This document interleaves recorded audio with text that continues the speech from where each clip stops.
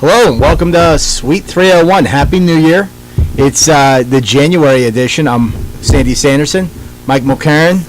We're here to host the show for you. So we appreciate you tuning in. This is our monthly podcast, webcast. What are we titling it nowadays? I know we're on Facebook Live, so we're streaming in the world. Hopefully we don't have any AB Mike Tomlin incidents. That was a little weird in the locker room. Yeah.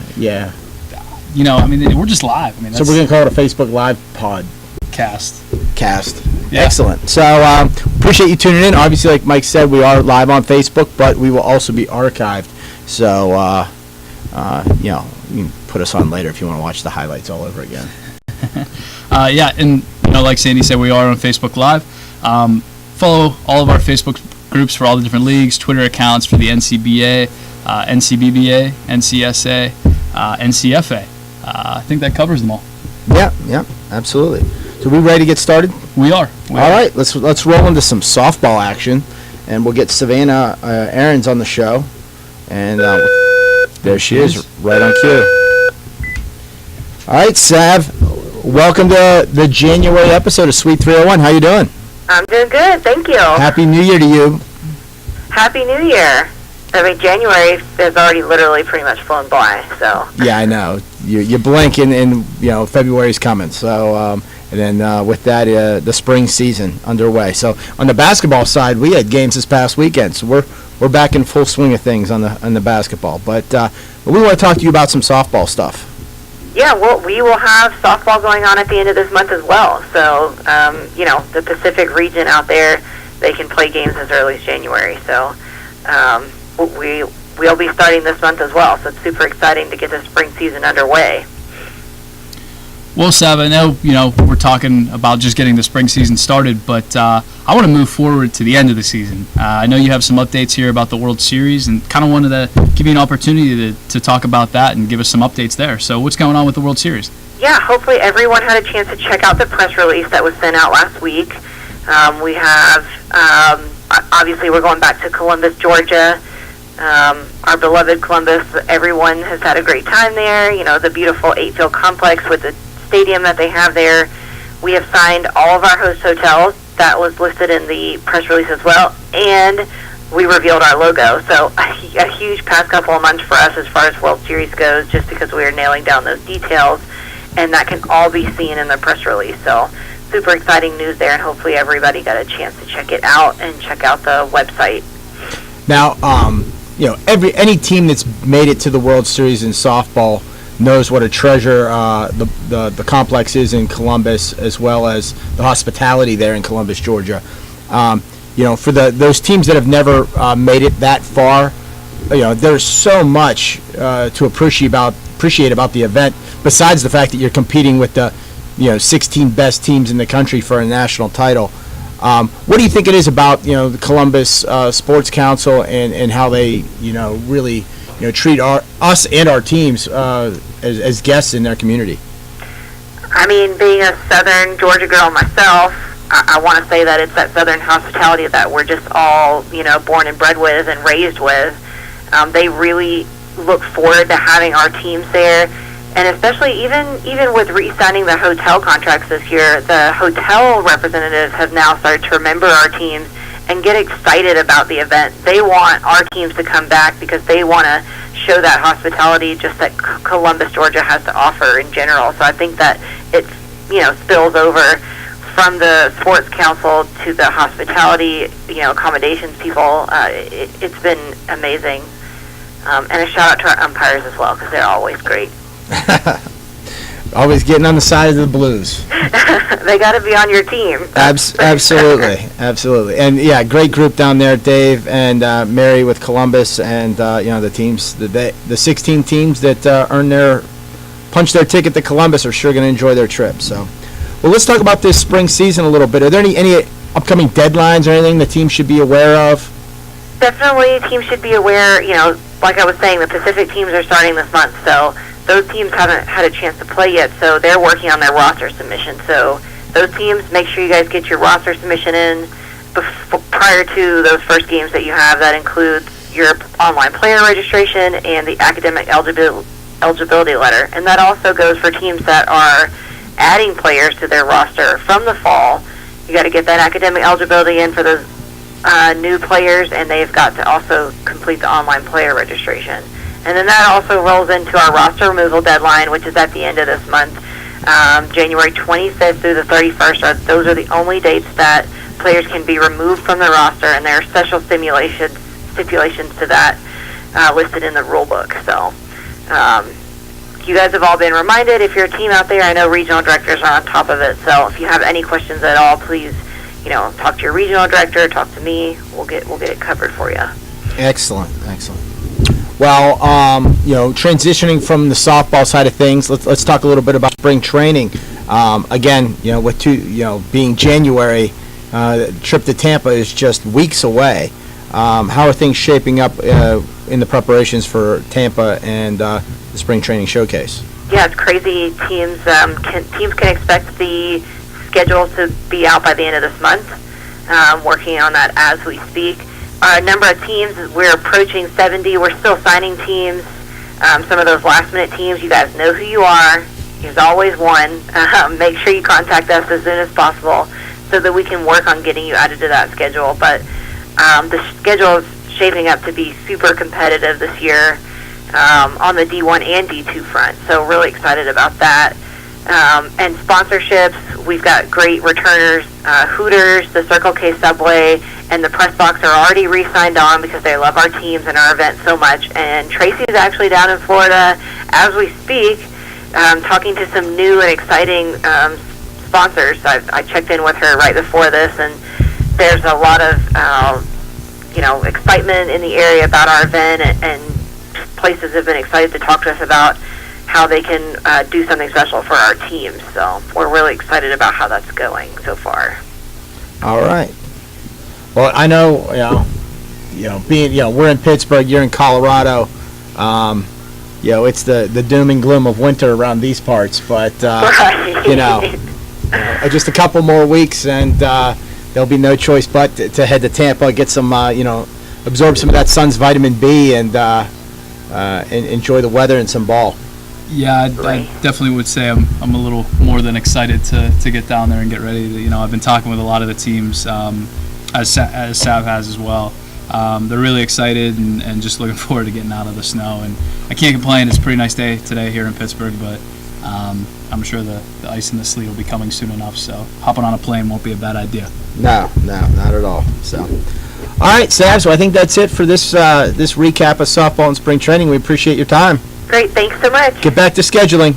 All right, yeah, on it. All right, later. Thanks, Sav. Hey. All right. Good stuff there. Absolutely. So let's get Christian in here. Christian Smith. We're lucky to have him. We're lucky to have him today. We are. Every day we get Christian is a day that we're blessed. I should have my phone up here. You should have your phone up there. Can we? You want to adjust your mic so people can hear what you're saying? Okay. So Christian just Charlie horsed himself. So Christian we're lucky to have him on the show today. We had an understudy prepared for him in case he couldn't make it. I'm out of breath. He's a cardio specimen. But can we reveal? Yes. So Christian is on standby because his wife is due to have their second child. Yes. So if he gets up and runs away in the middle of the show, you know why. So Exactly. So we'll put something like where to send flowers. Due date is. I'm legitimately out of breath. It's gonna work out well when you're chasing toddlers around, man. Due date is. Getting used to that dad bod still, right? Yes. Yeah. It's there. Yeah, due date's in a week. Dude, it's in a week? Okay. Yep. All right. Less than a week. Well, then we should get started so we can maximize your time. There we go. Yeah. So Thanks for playing. See ya. Yeah, I screwed up the juju, I think. so we have a child on the way, but Yes. not more importantly, but for our purposes, we have the. Can we talk about baseball? Yeah, Yes. we have the spring season coming up here. This is going well. That's due here in a week as well. Yeah. So Everything's due in a week. Yeah. Wow. Lots of things going on. The spring season's going to be here. February 1st is when we officially start. So lots of things. We got dues. If you haven't paid your dues, Those will be due February 28th. Only a handful of teams still owe those, so that's good. If you've seen, we've had team previews coming out. We've had the Mid-America out, and Great Lakes, I believe, have also come out. So make sure to take a look at those. And that kind of rolls in with our top 20 pool, which will be coming out. The preseason top 20 will be coming out the 26th. For D1, D2 will be the 19th. So, All right. lots of things going on. We're kind of in the thick of it right now with the season starting up. So, And I love it's exciting. I love the team previews. Yeah. I love getting to read through them all. Some of them are funny. Some of them I serious. read one Some out. of them I read them. I'm like, that team's not going very far. Yes, yes, and that's doing its job. I mean, we don't, especially the top 20 pool, we don't know what teams look like. Nevada, who won the national championship last year, they may have lost everybody. So it's important for us, for the teams to fill those out, and for the the voting panel to read over those.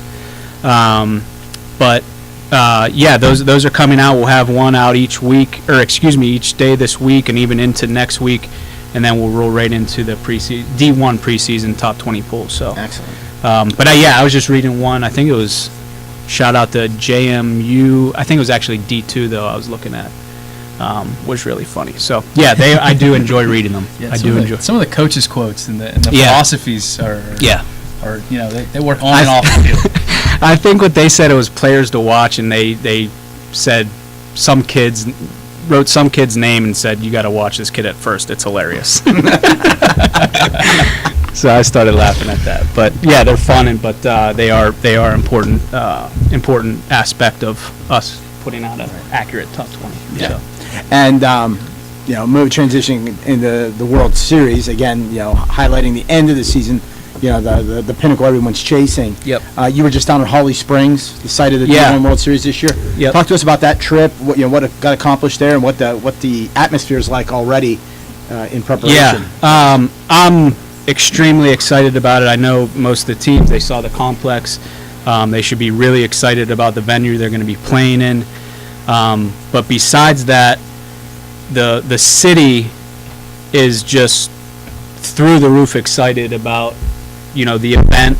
I've been involved with even with my time in D2, the World Series events, and I've never seen a city this excited about it, and this just can't wait for this to happen.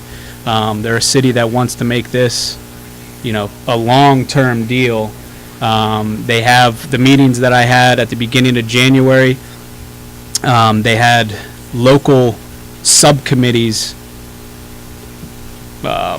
put together to basically, divide and conquer, all kinds of different aspects of the event, kind of away from the actual games. There's going to be light poles with, welcome NCBA and, all that kind of stuff. So it's really exciting. The city's really excited about it.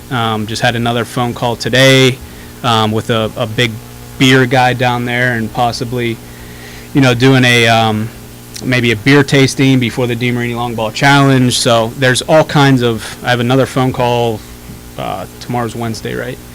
Tomorrow and on Thursday with some different people. So it's exciting, and the 8 teams that get down there are in for a treat. So Excellent. it's all going really, really well so far.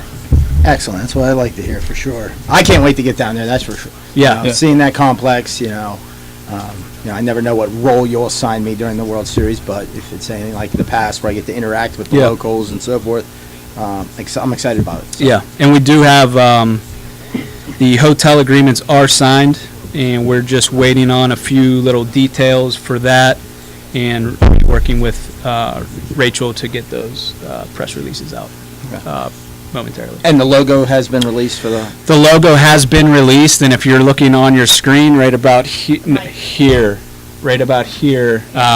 Just right right on his, right here. Right. That's the official 2017 World Series logo, and we released that. It was before Christmas because I know it has the the holly incorporated into the into the logo. So we released it, I think, right before Christmas, and it was really, really well received. So Excellent. Awesome. should look good on a T-shirt. It should. It should. Yeah. What's that color you like? The Natural stone, Natural. vanilla, milkshake. What other colors? Dover white. Dover white. Dover white. That was probably one of them. It's a big this year right here. Yep. So. But yeah, I mean, everything sounds really exciting. I mean, Yep. I'm hoping I get a chance to hit up all Holly Springs for this event. But I know the teams, from everything you've been talking about in the video from the field, everything looks great and first class, and looks great with everything you talked about sounds incredible with Holly. Yeah. So Really excited about it. Definitely. yeah. Well, All thanks right. for coming on, Christian. Appreciate it. No phone calls. Thank you. All right, go back to. Gotta There maintain. you are. Thanks, guys. You're welcome. Thank you. All right, good stuff. And hey, I want to give a shout out to Michael Sinchak. Michael Sinchak's the building engineer here in our offices. Yeah. And if you might notice from our this shot, we've much better lighting now. We got new lights here, so I think our complexion, you can probably really see how ugly we are. But thanks to Michael for getting those new lights installed Yeah. over here. I was gonna say I was a little more appreciative when it was dark, so that Yeah. people didn't, get every facet of my face. But anyway, let's move on to basketball. Like you had mentioned earlier, we just got the spring season, underway. So moving forward here, we get the spring season going, and I believe we're going to be joined by Purdue's coach, Lucas Ito, I believe is how you pronounce his last name. And yeah, we had this past weekend we had 3 series go on. We're waiting for the scores to come in, and every week from here on out, more and more teams get back into the thick action. So, Let's grab Lucas here. all right. Lucas, how you doing today? Doing great. How are you guys doing? Doing excellent. Welcome to Suite 301. This is Sandy. Mike's with me here, and really appreciate you coming on the show with us. Now, Appreciate you having me on. you're to better educate our audience on who you are. You are the head coach for the Purdue Gold team, correct? Yep, that's right. And you've got a very unique basketball background to you as well, having played NCAA Division I basketball at Indiana State, correct? Yep. So Did my undergrad there for 5 years. excellent. Now, what brought you? What dots got connected to get you involved with the Purdue team? Well, when I graduated from Indiana State, I immediately came to Purdue, and I work on staff with a ministry organization on campus. And a lot of what we do is we just go and hang out with students, and I go and play in the rec center a lot with students and play intramurals and get to know a lot of people. And I ended up playing a little bit with Scott Chema, who's the president of the club team at Purdue. And I really wasn't too familiar to begin with because at Indiana State we didn't even have a club team for the first few years. And I think they had one in the last couple of years, but I wasn't really aware of it. And then, but Scott talked to me and introduced me to some of the guys on the club team, and I saw them play in a tournament, and he just asked me to coach the team, and coaching something that I was wanting to get into anyway. And so he said, yeah, I've got some time on the side, I'd love to help out. And then it's kind of turned into me coaching the team, so it's been a really cool experience so far. Yeah, and you guys, the Purdue Gold team, you jumped off to a pretty hot start here in the fall at 5-1. What would you really contribute, or attribute that success to, getting going here in the early going? Yeah, I think we've got an experienced team with a lot of talent, to be honest with you. I came on halfway through last year, and the majority of the guys are guys that are left over from last year, and we've got a few seniors on the team. We've really got a few core leaders. So JT Thomas, our point guard, really strong player. I think people are going to hear a lot about him. And we've got, a lot of veteran players, but then I think just a ton of talent through our roster. And really what we're trying to figure out now is just how to have fun playing together and really focusing just on us. And I think we've seen as our defense gets better and we just have fun and share the ball, that we play really well. And so we were really excited about how we started in the fall and excited to continue that here in the spring. You've got 2 big conference wins under your belt already, taking 2 or 3 from Butler, and then a sweep of Central Michigan. Those aren't slouch teams, so that's that really puts people on the radar that Purdue club basketball is a force to be reckoned with. Got a big matchup coming up, at the end of the season. Michigan State, Week 17. That's the that's a team that went to the national championship last year, and made it all the way to the semifinal game, overtime, and nearly knocked out East Carolina, the national champion. So that's is that the big bullseye on your schedule from your perspective? Well, now that you're saying that, it sounds like it should be the Bulls. To be honest, not too familiar with Michigan State. I got familiar with Butler and some other teams around here that we played last year, but this is our first year in the league. So really, to be honest, we are really just focused on ourselves, and we're just trying to get better every day, and then we're going to take it one weekend at a time. When we get into this schedule here, we've got 3 home weekends for this semester, and then 1 away, which is at Michigan State. So we are definitely not going to look ahead to Michigan State, but I'm sure when that comes, we're going to be really looking forward to going up there and giving them all we got. So that'll be a great test for us. I'm excited for that. Now, Lucas, you guys have a pretty interesting dynamic at Purdue as compared to a lot of teams in the league. Whereas, I know you're the coach of the Purdue Gold team, but there's also a Purdue Black. And are you involved in that process of, who's on each team, or are they necessarily separate entities, or how's the decision going? The decision making occur for that on who's on each team. Yeah, we have another coach. His name's Lamont Lane, and he actually played some college basketball as well, a couple different places in his career. But yeah, he came on and helped last year, and then this year when we were really beginning of the year, we just had an open tryout for any student on campus. And basically said, depending on the talent, we're going to either have one team and load it up, or we're going to have 2 different teams, an A and a B team, a gold and a black team. And really that black team is, it's just, we ended up having enough talent to split the 2 teams. He took one team, I took the other. And they are a lot different than us. They play differently. He coaches with a different style. The personnel's a lot different. They're going to run a lot more system stuff. And to be honest, they've got more structure. Lamont's done a great job with them. They're going to throw different defenses at you. In your face all game. So it's been fun. I've got, we practice together every night, but typically I'm just right next to each other on different courts, and then we'll scrimmage all the time, play, go against each other. So I've definitely got input on that team, and he's got input on our team, but primarily we coach each other separately. And one of the things that's interesting about you guys having 2 teams, you're actually in 2 different conferences. And, mathematically, so to speak, there is a potential that you could both make regional playoffs, both make the national championship, and potentially end up Purdue Black versus Purdue Gold for the national title game. Yeah, could make for some interesting discussions if we were to get that far. But we'll see how that plays out. Yeah, for sure. I think both teams have the talent to go really far, and the guys are really bought in. They're going to work hard, play hard. There's not going to be any wins against Purdue Gold or Black this year. I can guarantee you that. So that's the good news. But we'll just kind of see how it goes and play it by ear. Yeah, well, I think that's really interesting that you and Lamont have your own styles. Where, I think if you look at a university that's 2 teams, you might, as an opponent, think, oh well, we played Purdue Gold. Here's what they do. They feel like they already know what's coming if they play Purdue Black. I like that, you have 2 different structures, you have 2 different styles of play, so it's not like if you play Purdue Gold, you know what's coming with Purdue Black. I think that's interesting, and it's got to keep a lot of teams in the area on their toes, where you're not getting like a scouting report on one team by playing the other. Oh, yeah, yep. And it's got to be... Lamont and I both look forward to coaching, maybe our futures, and he kind of came in with one style, I had another, and I said, hey, let's just both run with it. And we've got different personnel, so I think we're trying to fit our systems to our teams and not just have one system that goes on both teams. So, yeah, I think, if you see both of us play, you're going to see completely different teams.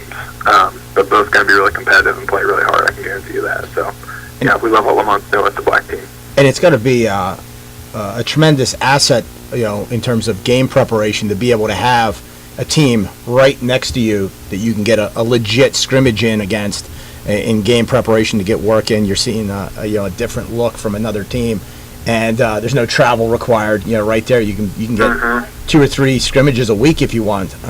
That's got to be a great asset in terms of game preparation for conference play. Oh, absolutely. I think the Black team is playing Wisconsin coming up, I believe. And last night, Lamont was kind of having us prepare for that. We were scrimmaging against them and helping the Black team prepare. So yeah, it's definitely a huge tool, and we use each other really well.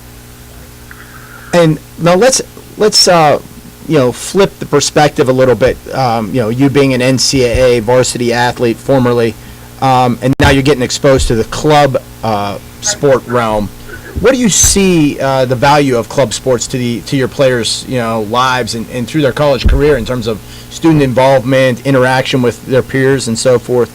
How do you see this club sports play as a role in that professional and maturity development, versus the NCAA level? Yeah, I mean, it's, obviously they're quite different in some aspects, and they're really similar. I think at a school like Purdue, most students are coming here to, number one, just be great students. And so Purdue's just a great academic school, so that's usually number one priority for the students. And then you've got the social aspect, and then you've got Purdue club basketball. And I think what club basketball does is it makes the campus a lot smaller, just being a huge Big Ten campus, and just gets a group for the guys. Basically just be a part of something together. And I really think the way Lamont and I are trying to coach this is we're trying to develop young men who are going to be great contributors to whatever they do after college. Most of them aren't going to play basketball after college, so we just really want to develop them as leaders and as team members. And they love it. They're hanging out on the weekends together, so I think it really provides a great college experience for them, and I've been really excited to be involved in it. Excellent. Well, Lucas, we really appreciate you joining us today. Obviously, we'll keep our eyes peeled to see how your team's doing, as well as Lamont's Purdue Black. But again, thanks for joining us, and good luck the rest of the way. Okay, thanks a lot. Appreciate it. Take care. Have a good one. Bye. Great insight. Yeah. I really like that. And he brings up an interesting dynamic where the two teams are very different in styles, where versus, especially like in our baseball league, where you'll see a lot of our schools have D1 and D2 teams where they use it more of as a feeder program. Yeah. They want the kids on the D2 team learning a similar style of baseball as the D1's playing, so they can transition in seamlessly. Here, they're playing two different completely styles of basketball. Yeah. So. Yeah, I really like that because, like you kind of touched upon with the baseball, it's like you have your D1 team and your D2 team. So it's, neither of these teams are the A team or the B team. It's just a bunch of talented guys that can play ball. And, which is good. At a university the size of Purdue, you would assume that there should be enough guys who are talented enough to be able to have a good season. And, like you touched upon with them being able to scrimmage each other, I think that's a huge advantage. You think on a Monday night when most teams are just having maybe a walkthrough practice or something like that, these guys are able to, ball out against each other. And I think it would be interesting to have them play if, like you had mentioned, if they got to the postseason, what kind of rivalry would be there? Because, they probably, like he had mentioned, guys who hang out together on the weekend, and it's, you went from hanging out grabbing dinner on a Friday night to Saturday, you're playing each other for a conference. Trading elbows. Yeah. So Yeah. I think it's an interesting dynamic. I really like, after listening to him, what him and Lamont are doing. And I'm interested to see how it pans out for both teams. Right. Absolutely. Let's move on to some more basketball stuff. Yeah, so, we're moving in here in the spring season. What's going on as far as deadlines, stuff like that? Yeah, we had 3 conference series this past weekend. We got more, I think another 6 this coming weekend. And then really, further we get into the spring, more and more teams get back on the court. One of the big things teams really need to remember is academic letters. We need to re-verify the academic standing of your players that were on your fall rosters. So make sure you get a new academic letter into us before your first game, so we can make sure you're playing with legal players. Other things to remember this spring: annual dues are due by the end of February. There's a roster removal period, just like Savannah talked about in softball, January 25th through the 31st. You're allowed to remove up to 3 players from your roster, provided they meet certain criteria as based by the rules. I had a team contact me today, say, one of my guys got a job, and he just doesn't think he can commit for the spring. Sorry, that doesn't fall into the rule classification of a reason a guy can be removed from the roster. So, check if you've got guys you need to remove, like maybe they graduated. There's a legitimate reason. They're studying abroad this spring. There's a reason. Guy just no longer goes to your school anymore. That's a legitimate reason why you can get a guy off your roster. So be very meaningful, be very detail cognizant of those rules. You don't want to miss that window. It's a short window, 1-week window where you can remove guys from your roster and open up space to add new ones. So definitely take advantage of that. I definitely think you mentioned the academic eligibility letters. I think that's a thing that teams need to really, get involved in and put on their horizon, because you think guys have been on break for a couple weeks, getting back to school, you're getting used to classes and stuff, and it's like, oh, we have a game in a week, and it's not as simple as like a registration form where you just fill it out. You got to actually go to the club, sports director or the registrar office. So I would just implore teams to stay on top of that, because games are starting up again, and we'd obviously hate to see a team not be able to play because their roster's inactive just because Right. that letter wasn't in. So. Right. Definitely. And, and moving on, one of the biggest pieces of news in the NCBBA as of late was your new role. For those of you watching at home that don't know, Mike was, in the first of the year, was promoted to Director of Basketball Team Development. We're excited about his new role with the NCBBA. In that role, he will be focused on recruiting new teams to the league for the future. Helping, we get a lot of individuals that contact us and say, hey, my buddy plays at this school, how do I start a team at my school? He's going to be working closely with those individuals to get teams started, and then as well as working with teams that are having some stumbling blocks along the way, both on and off the court, while in the NCBBA, and he's going to work with diagnosing those issues and working with those teams to hopefully get them straightened up, heading in the right direction, so their program can thrive and flourish into the future. So, excited about having you on, and it's been 2 weeks.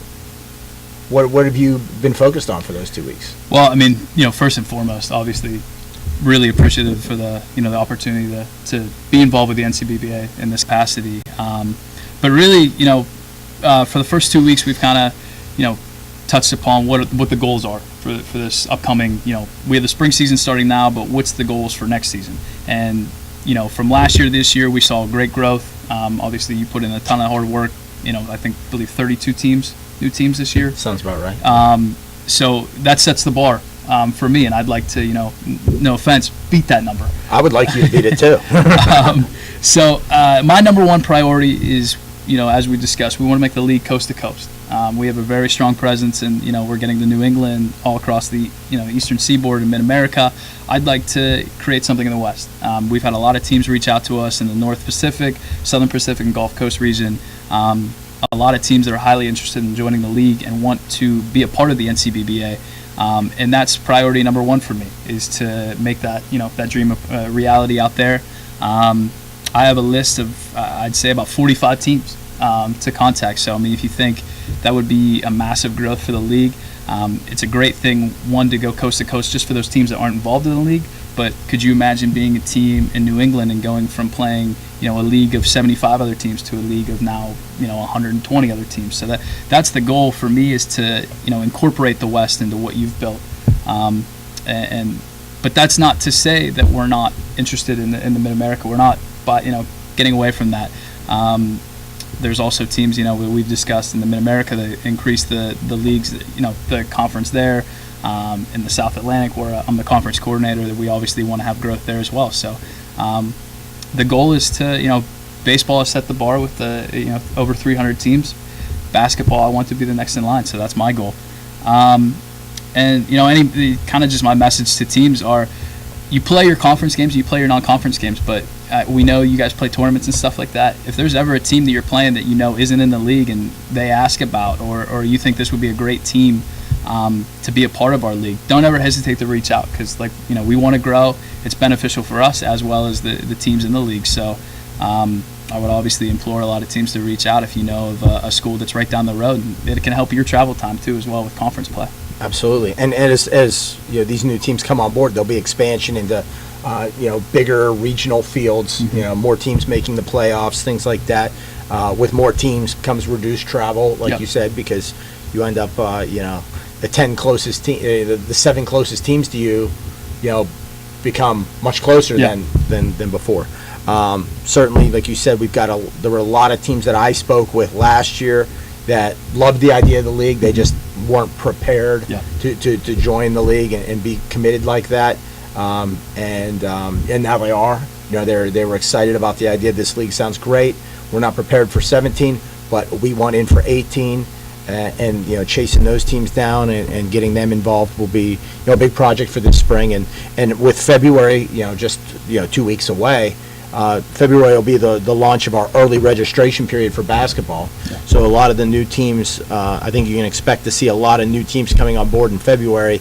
There's some benefit to them that is put in place financially to commit early, because if you can bundle them all up early, it's less chasing to do during the summer, which is real tough because people are on internships, they got jobs, they're not checking their school email, whatever it might be.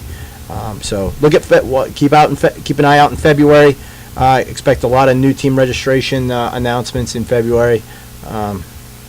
So Yeah. looking forward to it.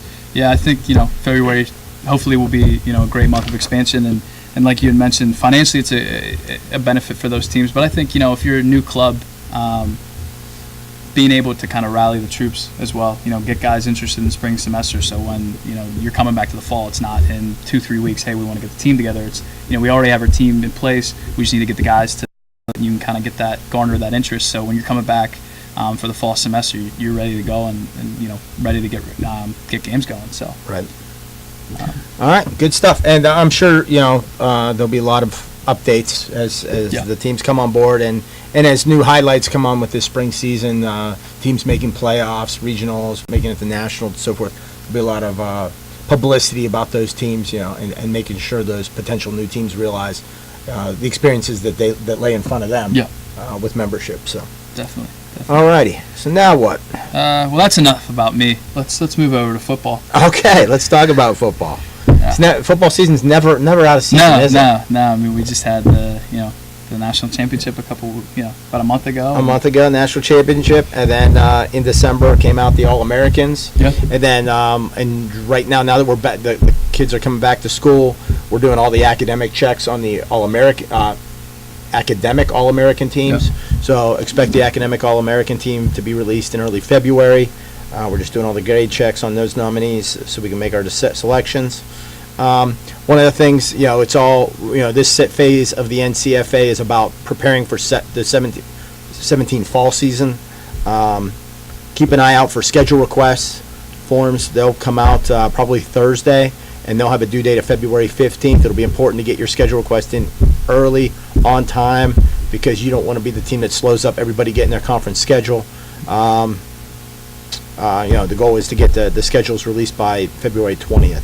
So, and then the big thing with the NCFA is the league meeting is on the 28th, Saturday the 28th, right here in Pittsburgh. So far, RSVP-wise, I think we're up to like 42 attendees. Oh, wow. So should be a lot of people there. And it's always a good meeting, very meaningful, a lot of good conversation. Some people, it's eye-opening for them. They think they know their program, so they think they know what club football is all about. Then they get to hear other teams talk about their issues, their successes. You see light bulbs going off. You see other people say, man, we're in a much better shape than they are. We thought, things like that. So networking, and I know there's going to be some big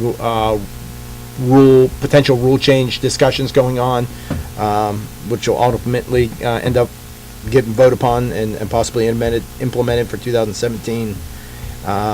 It should be a good meeting. And the meeting, we believe, will on Facebook Live or on the NCFA Facebook page. We are going to be testing out some equipment next week to make sure we can actually accomplish that goal of streaming it live.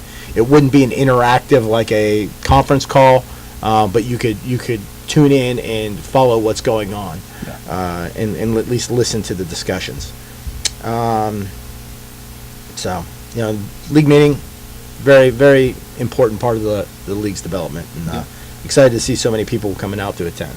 Yeah, definitely. I mean, you think the NCFA is such kind of like a fraternity where they're, with the number of teams, the coaches are all pretty close with each other and everything. So it should definitely brew some good discussions on rules and everything like that. That's a very interesting comment you just made, and it's taken a few years to get that way, but I've started to see it more where teams are more embracive of each other. Yeah. And it's very cool to see how that's developed. You see teams play, and they're looking out for each other now more than they used to be. It used to be, I want to beat you and hurt you, and make you have nightmares about me the next day. And now it's more like, let's play football, have a great time. Hey, you won, congratulations, Yeah. go get them next week. We beat you, you lost, great job. You're gonna be a force to reckon with next year. So really impressed with the way the sportsmanship's turned around the last couple of years, and you can see, I see it from officers and coaches working with me. That they'll see a team might be struggling at something off the field, Yeah. and they'll reach out. Hey, we need to do something to address this team to get them right, so that we don't lose them in the future, because they really appreciate everybody that they have competition wise. Yeah. I mean, you think it's definitely mutually beneficial. If a team in your conference is struggling to, field a team or having money issues, you want to play more games. That's the whole reason why you play club football, is to be a part of this and to be able to compete. So yeah, I mean, I think that it's a great thing that teams are willing to. There's obviously that competitive spirit where you do want to win the game, but like you said, I don't think teams necessarily want to kill each other anymore, which is nice. Right. Speaking of teams, you have an announcement about a new team. Yes, just today, Clarkson University has officially joined the NCFA North Atlantic Conference. The Golden Knights have come on board. We're real excited about them. They've had a club program for several years now. They haven't competed in the NCFA for a number of years, in large part because they had some.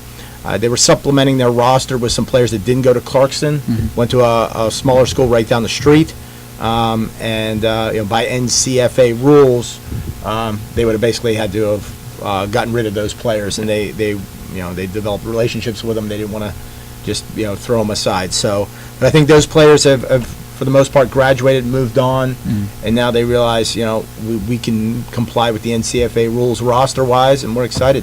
So I think it's a very, very quality, well-run program, at least off the field. We'll see how they compete on, but a great addition to the league. Excited to have them on up in the North Atlantic, and I'm optimistic that the next time we sit here and have this conversation, I'll be announcing possibly up to 5 more new teams joining the league. So We had to know that was going to be my next question. Was Wow. well, you got one today, but Got I one know today. you're never done. I'm never done. I actually thought I'd have 2 today, Oof. but I just got a call that my next one might not be till Thursday. So. Okay. Well, we'll be And looking forward to that. I'm very superstitious being a baseball player, so I'm not going to start dropping names, and then I look like a donkey if they don't come through. So just leave it at that. There's potential for 5 more new teams, and I'm hopeful we can pull that off. Well, January's a pretty light month since the seasons are just getting ready to go. So I think that's all we got for everybody today. Yeah, I guess that's it. That's it for this month's show. We appreciate it. Hope you had a safe and happy holidays. Welcome back to campus, and welcome back to Suite 301. We're glad to have you tuning in, either live on Facebook or if you're going to watch this archived, well, then you're watching it archived. We still appreciate you tuning in. As always, don't forget to follow us on Twitter and all our Facebook pages and social media, and probably one of those Instagram things or the face chats. Yeah, what's Bill Belichick call it? Snap Facebook or something? Face snap. Yeah. But anyway, our next episode is Tuesday, February 21st, as always at 3:01 p.m. Eastern Standard Time. So you got to wake up early on the West Coast. Right here on Facebook Live. Join us then to catch up again on everything that's happening around all the club sports leagues. All right. And don't forget, it's a game. Have Have fun.